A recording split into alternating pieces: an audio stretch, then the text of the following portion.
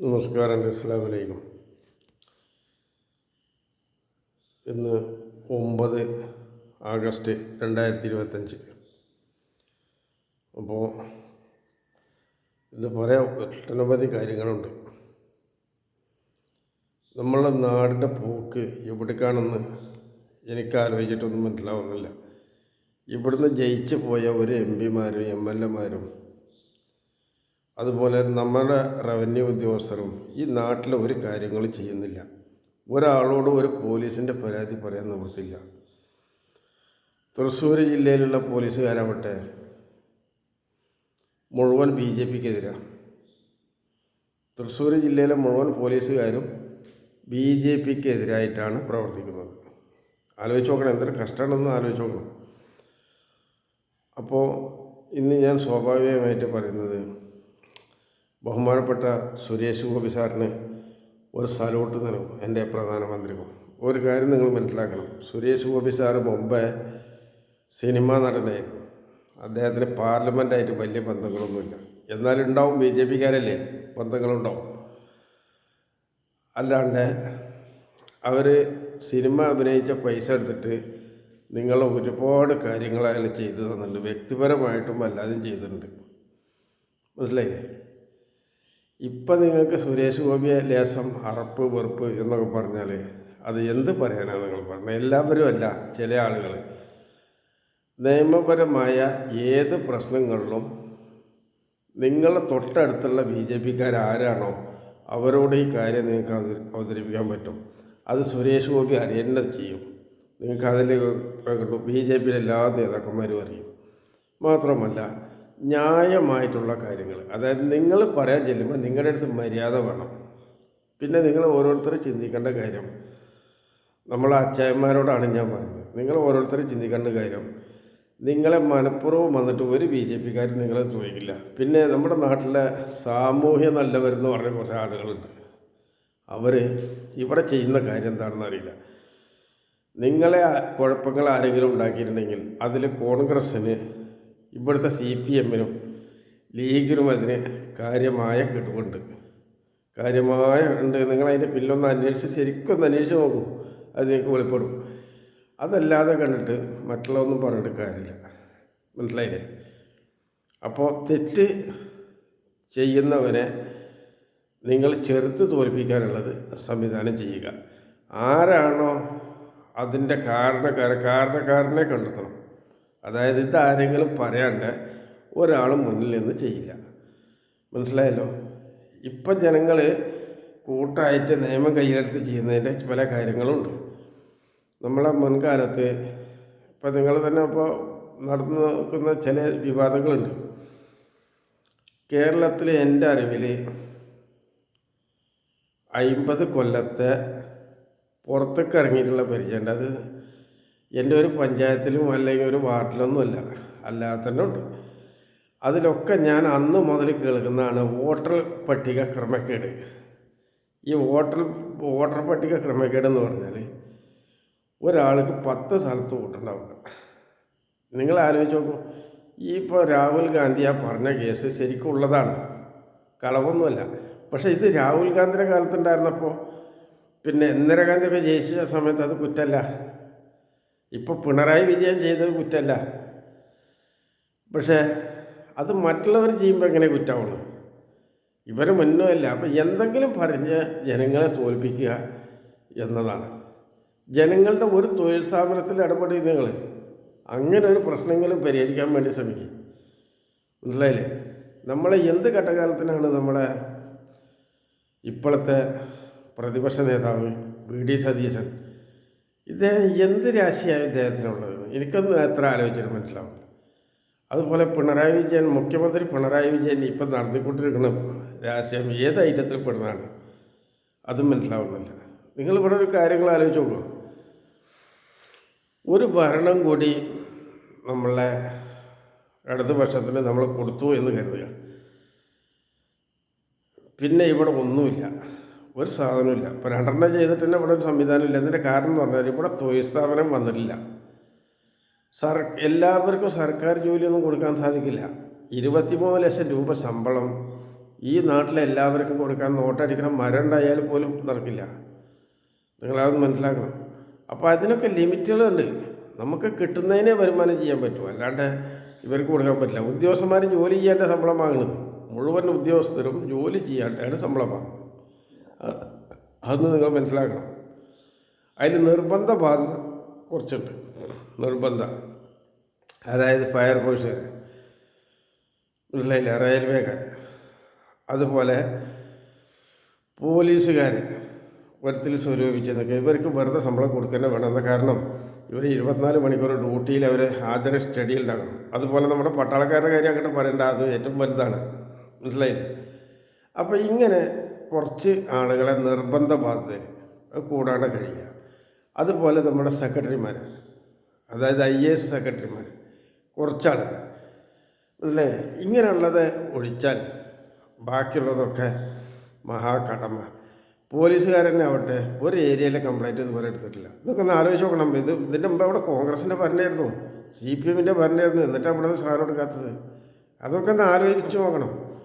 ഈ അച്ചായന്മാർ ഇതൊക്കെ ഒന്ന് ചിന്തിക്കണം. ചിന്തിച്ചിട്ട് വേണം കാര്യങ്ങൾ പറയാം. BJP കേട്ടിട്ട് താങ്ങണ്ട. അത് താങ്ങുമ്പോൾ നിങ്ങൾക്ക് 8ൻ്റെ പണി വേറെ വരും. അത് മുന്നറിയിപ്പ് തരിക. നിങ്ങൾക്ക് ഏതെങ്കിലും തരത്തിൽ പ്രശ്നമുണ്ടെങ്കിൽ നിങ്ങളുടെ വീടിൻ്റെ അടുത്ത്, ഈ സ്ഥാപനത്തിൻ്റെ അടുത്തുള്ള BJPക്കാരോട് പറയാം. അത് അയാൾ വെച്ചിട്ട് നിങ്ങൾ സുരേഷ് ഗോപിയോട് വിളിക്കണം എന്ന് പറഞ്ഞാൽ അവർ പറയും. അവർക്ക് പറയാനൊരു ലെവലുണ്ട്. നിങ്ങൾ പറഞ്ഞ മാതിരി ചാടി കളിച്ച് പറയാനൊന്നും സാധിക്കില്ല. ആവശ്യം എന്താണോ അത് മാത്രം, അതിലപ്പുറം നടക്കില്ല. അത് അവർ കൂളായിട്ട് കൈകാര്യം ചെയ്യില്ലേ. BJPക്കാരോട് നിങ്ങളൊന്ന് പറഞ്ഞു നോക്കൂ. അപ്പോൾ ഇതൊക്കെ വിട്ടിട്ട് നിങ്ങൾ ഈ അനാവശ്യം പറയുന്നത് വളരെ തെറ്റാണ്. പിന്നെ കുഞ്ഞാലിക്കുട്ടി സാഹിബിനോട് ഒരു വാക്ക്. കുഞ്ഞാലിക്കുട്ടി സാഹിബ് അസ്സലാമലൈക്കും. നിങ്ങളുടെ ഭരണമെങ്കിലും കുറച്ച് നന്നാക്കിയിട്ടുണ്ടെങ്കിൽ ഈ ലീഗിൻ്റെ ഈ സമസ്ത നിലപാടുണ്ടല്ലോ അത് മാറ്റിയിട്ട് മുസ്ലിം എന്ന വാക്ക് നിങ്ങൾ ഉപയോഗിക്കുകയാണെങ്കിൽ, അത് കൊണ്ടു നടക്കുകയാണെങ്കിൽ, ഇതിൻ്റെ മുമ്പ് നിങ്ങളുടെ കയ്യിൽ നിന്ന് ഈ സാധനം പോയില്ലല്ലോ. അതെന്താ അങ്ങനെ വരാൻ കാരണം? നിങ്ങളുടെ ആളുകൾക്ക് നിങ്ങളെ വിശ്വാസമില്ല. കുഞ്ഞാലിക്കുട്ടി സാഹിബ് ഒന്ന് കേൾക്കണം. ഉമ്മൻചാണ്ടി ഇവിടെ ഭരിച്ചിരുന്ന സമയത്ത് എനിക്ക് ശരിക്കറിയുന്നതാണ്. ഇവിടുത്തെ നിങ്ങളുടെ അതേ ലീഗുകാർ വരെ ഉമ്മൻചാണ്ടിക്ക് ഭ്രാന്താണ്, രാഷ്ട്രപതിക്ക് ഭ്രാന്താണ്, പാർലമെൻറ്റിന് ഭ്രാന്താണ്. അത് തന്നെ അങ്ങനെ പറയാൻ പറ്റുമോ? ആ ഭ്രാന്തുള്ളവരുണ്ടോ? അല്ല, രാഷ്ട്രപതി കുഞ്ഞാലിക്കുട്ടി സാഹിബ് എന്ന് പറയും, പാണക്കാട് തങ്ങളും പറയും, പാർലമെൻറ്റിൽ ഇരിക്കുന്നവർക്കൊക്കെ ഭ്രാന്താണ്. അപ്പോൾ വാക്കുകൾ നിങ്ങൾ സൂക്ഷിച്ച് ഉപയോഗിച്ചില്ലെങ്കിൽ നിങ്ങളെ തെരഞ്ഞിട്ട് പണി അങ്ങോട്ട് വരും. മനസ്സിലായില്ലേ കുഞ്ഞാലിക്കുട്ടി സാഹിബ്? അതുകൊണ്ട് കാര്യങ്ങളൊക്കെ നോക്കുക. നിങ്ങൾ ആദ്യം വേണ്ടത് നിങ്ങളുടെ കൂടെയുള്ള ആളുകളോട് ആക്രമിക്കുന്ന സ്വഭാവങ്ങൾ വേണ്ട, കൊലപാതകം ചെയ്യണ്ട, മയക്കുമരുന്ന് MDMA പോലുള്ള സാധനത്തിലൊന്നും നമുക്ക് കൈ വേണ്ട, നമ്മൾ മുസ്ലിങ്ങളല്ലേ എന്ന് നിങ്ങൾ സ്വന്തം പാർട്ടിയിലും സ്വന്തം അണികളോട് പറയും. കുഞ്ഞാലിക്കുട്ടി സാഹിബ് അത് വിജയിക്കും. അല്ലാതെ ഈ ചെറ്റത്തരം ചെയ്തുകൊണ്ടൊന്നും, ചെറ്റത്തരം കുത്തിയിട്ടാൽ എന്താ മുളയ്ക്കുന്നത് നിങ്ങൾക്ക് അറിയാം. ചെറ്റത്തരം മണ്ണിൽ കുത്തിയിട്ടാൽ എന്താ മുളയ്ക്കുക? ആലൊന്നും മുളക്കില്ല. ചെറ്റത്തരത്തിൻ്റെ 500 ഇരട്ടി ഉണ്ടാവുള്ളൂ. അത് നിങ്ങൾക്ക് തന്നെ വന്ന് ഭവിക്കും.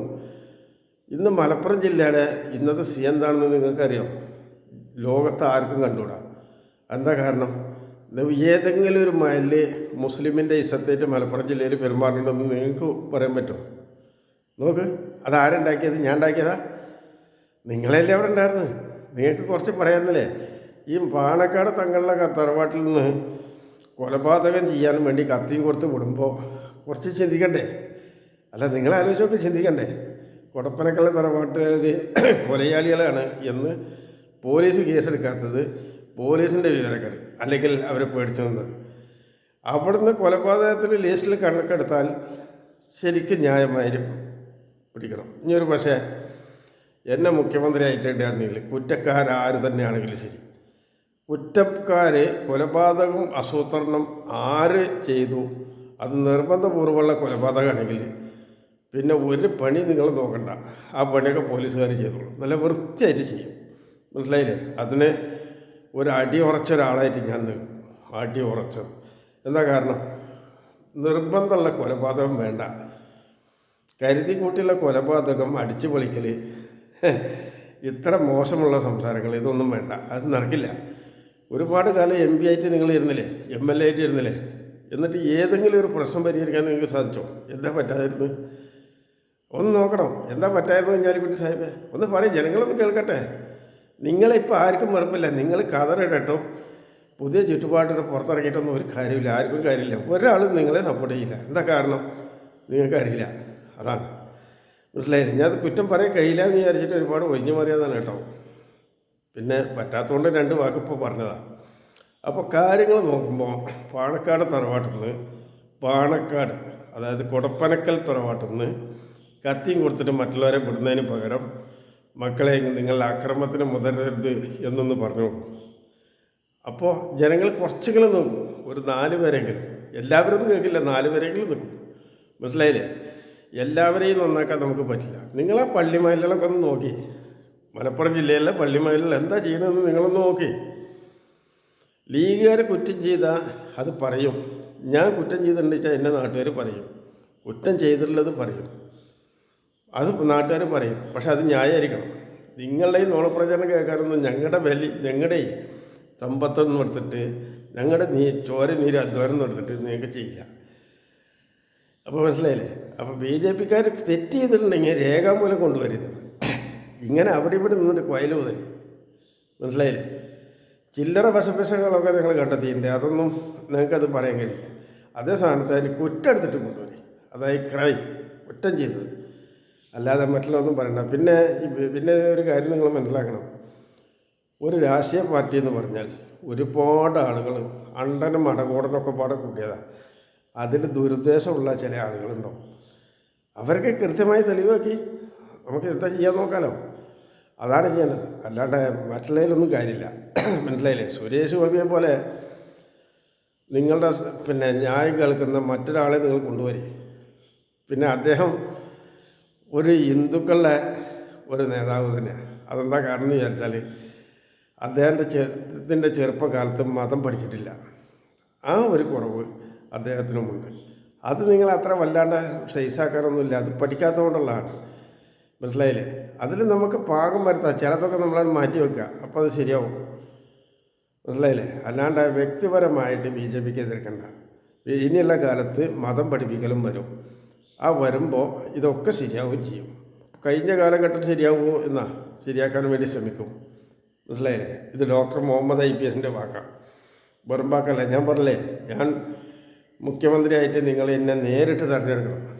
മുഖ്യമന്ത്രിയായിട്ട് നേരിട്ട് തിരഞ്ഞെടുത്താൽ 25,000 രൂപ പ്രതിമാസം എല്ലാ 55 വയസ്സ് തികഞ്ഞ ആളുകൾക്കും കിട്ടും. 15 വയസ്സിൻ്റെ മേഖലയുള്ള ഏത് വികലാംഗനാണെങ്കിലും കംപ്ലീറ്റ് ജോലി എടുക്കാനുള്ള അവസരം ഒരുക്കും. പക്ഷേ ലീവ് എടുത്ത് കടന്നുറങ്ങൽ നടക്കില്ല. മനസ്സിലായില്ലേ? രോഗത്തിന് മരുന്നും ഉണ്ടാവും. ഇതെൻ്റെ ഉറപ്പാണ്. എത്ര പേർക്ക് അറിയാം? ഞാനൊരു വാക്ക് പറഞ്ഞതാ.